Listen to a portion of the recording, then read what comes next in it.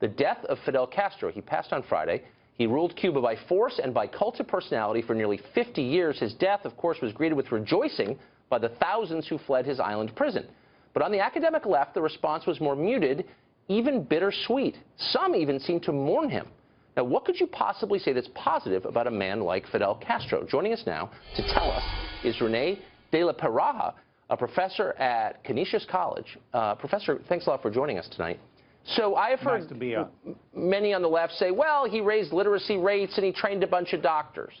But from my perspective as an American, as a human, this is a guy who imprisoned people who criticized him and wouldn't allow his citizens to leave the country, thereby turning the entire island into a prison. So why would literacy rates mean anything in the face of human rights abuses like that? Well, now, let me correct you briefly, Tucker. Now Cubans can leave anytime they want the island. They just have to find a country that will receive them with visas. Now, the burden is on the other side there. Okay, I mean for the past 50 years. Yeah, I mean, okay, you want to go at the earlier period. To flee the island. Right, yeah, for the 50 years. Yeah. That period. Put yourself in the place of the Cuban government. They spend a lot of money educating a doctor. And then when he's ready to practice, well, I'll just go to the U.S. and earn those high salaries there. So you can see this attempt to restrict. There were some economic reasons for that. It was not just that it was come on, Professor. Why are you making? Look, that's monstrous. He put people in prison for criticizing him. He sent, as you know, a lot of his doctors, an awful lot, to places like Angola and Venezuela to help other revolutions in progress. There's no excuse for that. And here's my meta question: why does the left make excuses for a monster like Fidel Castro? Why? Because he's become a symbol, not just in Cuba, but throughout the world there for people who, believe it or not, are seeking freedom, are seeking opportunities. Remember, he abolished segregation in Cuba. Nobody mentions that there. He supported nationalist movements across the world there in an age where there were colonies and empires.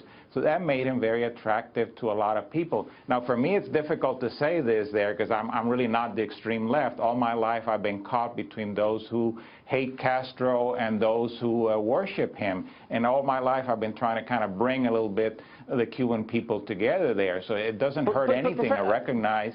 Yes, but there's some figures, Professor, who are just clarifying. Again, if you put dissidents in prison, if people are afraid to speak your name in public, if your secret police keeps order, as his did, I don't think any of those facts are up for dispute. How could anything about him be good? How could anything about him be good? You're forgetting the factor that the United States has been trying to overthrow Castro since August of 1959. So this has made the government very paranoid there. We try to assassinate him. We try to do all these horrible things to him. And so this allowed him to tap into nationalism there. So that you keep that in mind there. It's the U.S. government behind all this. Right, of course. So basically what he tapped into was international hatred of the United States. And you know the truth, which is nobody would defend Castro if he didn't hate the United States, if he didn't set himself up in opposition to the U.S. If he was pro-U.S., you would not defend him. But leaving that aside, the United States tried to assassinate him, Tucker. I mean, how can you they try to kill him there. They try to overthrow him like they had done in Guatemala in 1954. So the survival instincts kicked in there, and he had to find allies who will help him. No, but that is silly. Guatemala didn't, as you know, become a totalitarian dictatorship. Cuba did, and it served his interests and not the interests of the people on the island. Their health care survey, would you go there for a bypass? No, of course not. Well, people do fly to Cuba for operations because it's cheaper there. Let me inform you, they go from the Dominican Republic. They go from different parts of Latin America because they have such great health service. We just made our arrangements here with the Roswell Cancer Institute. They have all this new discoveries, a vaccine for lung cancer. We have not been able to develop that there. So the investments in medicine, they had full employment after Weimar, but that's really kind of not the point. I mean, look, if you allowed everyone in Cuba who wanted to leave, over the last 50 years. They can leave right now, but they have to find a country that will receive them. That's, as you know, a recent development. People risked their lives and in many cases died to flee. Does that not tell you something? Why is it only people in sinecures like yours, affluent, protected people in Western countries where they can speak their minds, who defend this guy? I've never met anybody who fled from Cuba who would defend him. Because, well, the ones who have fled for a number of reasons, sometimes for personal reasons. They left their wives behind. They want to start a new life with a new wife, forget about the old family. You don't hear about that in the media there. And nationalism, the Cuban nationalism, so you're saying that people who fled Castro were abandoning their families?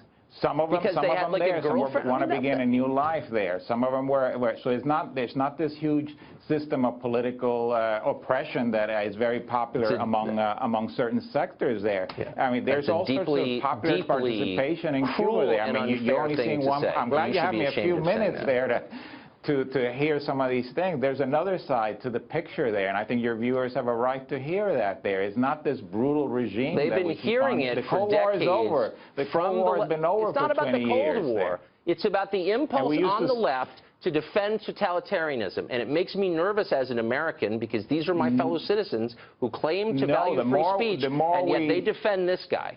So it just tells you everything about how they really feel. The more we reach out to Cuba, the more they'll open up there. They've been opening up some other communications, more movements there. And the more we attack them, the more they close in there. So I know this is unpopular I noticed the obvious. for some people. I didn't ask the obvious question, Professor, which is, Cuba's so great, why didn't you move there? Why are you in a tenured profession in the United States? But unfortunately, we're out of time. I guess the answer is obvious. It's that hole, and no one would want to move there.